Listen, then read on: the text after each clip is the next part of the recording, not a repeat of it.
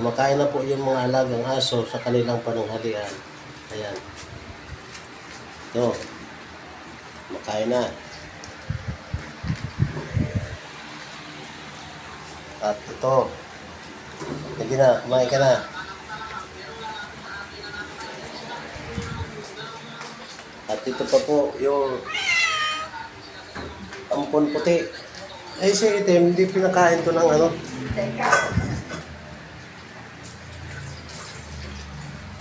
At ito po yung tatlo, nalawa ng kanin yung kanilang pagkain. Tapos may sitaw at si tiger. At ito, yung ayaw ng kanin, si itim. Talagang cat food ang kanyang pagkain. Ayan po mga kaibigan.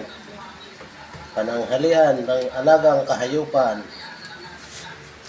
Ayun, si Dika. Musta mo na, Dika?